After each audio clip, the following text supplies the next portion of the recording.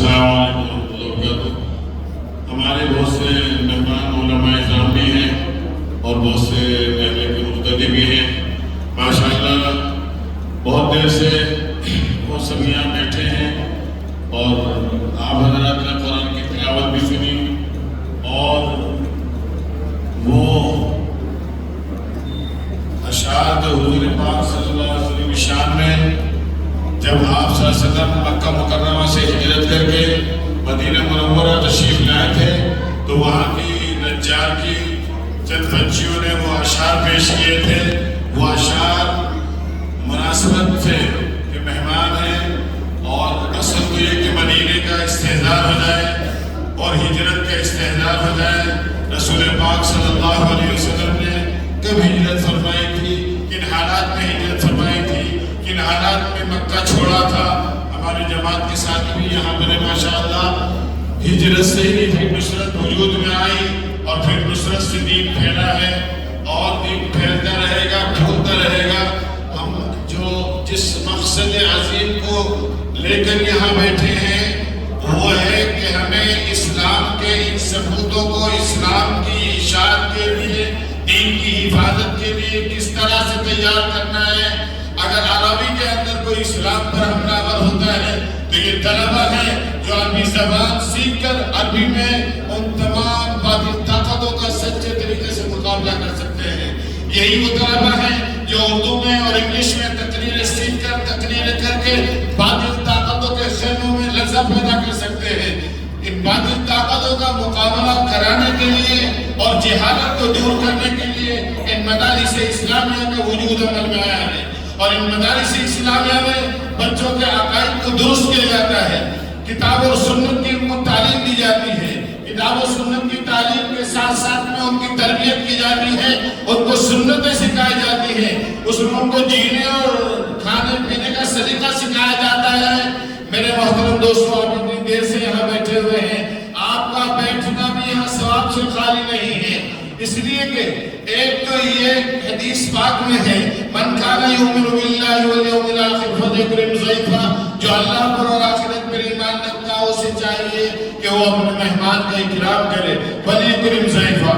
تو آپ اپنے مہمان کے اکرام میں بیٹھے ہوئے ہیں، یہ ثواب سے خالی نہیں، تو یہ بھی سنت ہے مہمان کے اکرام کو۔ دوسری بات کہ ہم یہاں پر اس مقصد کے لیے بیٹھے تھے کہ بچے کس طرح سے تیاری کرتے ہیں اور کس طرح سے عربی زبان میں تقریریں کرتے ہیں، کس طرح سے یہ نعت پاک پیش کرتے ہیں۔ آپ نے ان طلبہ کی زبانی ابھی آپ نے عربی میں تقریریں سنی، نعتیں سنی، ان کا مقصد یہ ہے کہ اس مدرسے کے اندر عربی تعلیم معیاری انداز میں دی جاتی ہے اور ان کی تربیت کی جاتی ہے۔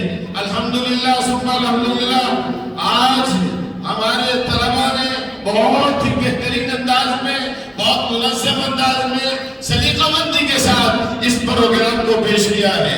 الحمدللہ ہمیں بہت خوشی ہوئی، ہمیں بہت مسرت ہوئی کہ ان طلبہ نے اور مبارکبادی کے مستحق ہیں ان کے اساتذہ کہ انہوں نے ان طلبہ کو تیار کیا، انہوں نے ان کو تیار کرایا، انہوں نے ان کو تقریریں سکھائی، انہوں نے ان کی تربیت کی، ان کو انداز سکھایا بولنے کا۔ الحمدللہ ثم الحمدللہ ہم دعا کی گزارش کریں گے آپ تمام حضرات سے کہ اللہ تبارک و تعالیٰ ان تمام مدارس دینیہ کی حفاظت فرمائے۔ اللہ تعالیٰ تبلیغی مراکز کی جہاں جہاں بھی تبلیغی مراکز ہے دنیا میں ان سب کی حفاظت فرمائے، جہاں جہاں خانقاہیں ہیں اللہ ان سب کی حفاظت فرمائے، اور جہاں جہاں جس شعبے میں دین کا کام ہو رہا ہے اللہ تبارک و تعالیٰ دین کے ان تمام شعبوں کی پوری حفاظت فرمائے۔ یہ ہماری ذمہ داری ہے، یہ ہماری ذمہ داری ہے۔ اس مبارک موقع پر شیخ حسام، شیخ کامل اور شیخ سیوطی یہاں پر تشریف فرما ہے۔ ان مہمانوں نے قربانی دی، سفر کی صعوبتوں کو برداشت کیا اور یہاں تشریف لائے، اور بڑی خوشی کی بات ہے کہ ان کے دل میں دین کا جذبہ ہے، دین کا درد ہے، اور یہ بار بار یہ ایک اپنے انداز میں بات پیش کر رہے تھے۔ میں نے جب ان سے کہا کہ ہمارے کچھ دوستوں نے 5 اسٹار ہوٹل میں آپ نے انتظام کیا ہے، انہوں نے ایک ایسی بات کہی جو میرے دل کو چھینتی چلی گئی۔ انہوں نے کہا میں مولانا جسم کو آرام پہنچانے کے لیے نہیں آیا، انا معذور لجسد لاستراحة جسد يا شيخ أنا أقول له فقط أنا أزور لاستراحة روحي لاستراحة روحي. الذين آمنوا وتطمئن قلوبهم بذكر الله ألا بذكر الله تطمئن القلوب. انہوں نے اس بات کو کہہ کر کہا میں آپ کے گھر میں رہوں گا، جماعت سے نماز پڑھوں گا. أنا أصلي مع الجماعة. شيخ قال أنا أصلي مع الجماعة، أنا أجلس في بيتي، أنا لا أريد 5 نجوم أم 7 نجوم، أنا أريد فقط بيتك وأنا أريد أن أصلي معك مع الجماعة، وأنا أزور الطلاب وأنا أزور علماء المبجلين. هكذا قال الشيخ ضيوفنا المبجل ما شاء الله.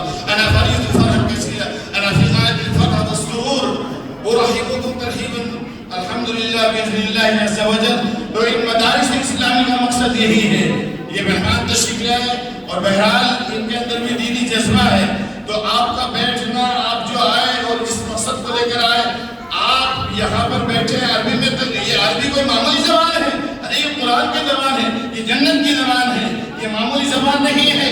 یہ میرے نبی کی زبان ہے، یہ مکے کی زبان ہے، یہ سعودی عرب کی اور میرے نبی کی زبان ہے. قبر کی زبان عربی ہوگی، حشر کی زبان عربی ہوگی. اگر آپ عربی کے اندر تقریریں سن رہے ہیں تو ثواب سے خالی نہیں ہے. یہ زبان وہ زبان ہے جو قرآن کی زبان ہے. لسان القرآن، لسان العرب، لسان محمد صلی اللہ علیہ وسلم. تو میرے عزیز طلبہ اور میرے آنے والے مہمان، آپ کا ایک ایک منٹ، ایک ایک سیکنڈ ثواب سے پر ہے. وہ ہمارے مقتدی ہوں یا جماعت والے ہوں، اللہ تبارک و تعالیٰ دین کی حفاظت کے لیے ہم سب کو قبول فرمائے. اللہ رب العزت ان مدارس کی حفاظت کے لیے، ان مراکز دینیہ کی حفاظت کے لیے ہمیں قبول فرمائے اور ہم سب کو قرآن کا سچا خادم بنائے. آمین کہو. قرآن اور سنت کے سچے علم بردار ہم بنے اور ہم سب قرآن اور سنت کو پھیلانے والے بنے. اللہ تعالیٰ اس کے لیے ہمیں قبول فرمائے. تو یہ تمام طلبہ اور آپ تمام حضرات مبارکباد میں مستحق ہیں کہ آپ اپنے طلبہ کو پڑھانے کے لیے بھیجتے ہیں اور یہ اساتذہ پڑھاتے ہیں. الحمدللہ ان مدارس کے اندر ہی یہ سب تربیت کی جاتی ہے. اللہ تعالیٰ ان کے وجود کو باقی رکھے. میرے مہمان مکرم شہنشاہ خطابت حضرت مولانا مفتی مرشد صاحب یہاں تشریف فرما ہے، جو حضرت اقدس مولانا سلیم صاحب کے ساتھ تشریف لائے ہیں. اور میرے بہت محسن ہیں مولانا سلیم صاحب، وہ اتراکھنڈ روڑکی کے پاس سے تشریف لائے اور 200-250 کلومیٹر کا سفر طے کر کے آئے. تو میں نے مناسب سمجھا کہ کچھ دیر یہ آپ کے درمیان دینی گفتگو فرمائے. میں اپنے مہمان مکرم کو دعوت دوں گا، دعوت سخت دوں گا کہ تشریف لا کر اپنے خیالات سے آگاہ فرمائیں.